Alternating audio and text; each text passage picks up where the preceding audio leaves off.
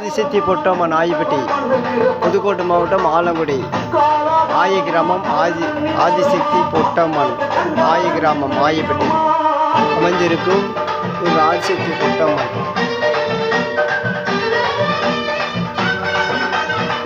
ஓம் சக்தி ஓம் சக்தி ஓம் சக்தி ஓம் சக்தி ஆதிசக்தி பொட்டம்மன் அம்மா தாயே எல்லாரையும் காக்க வேண்டும்.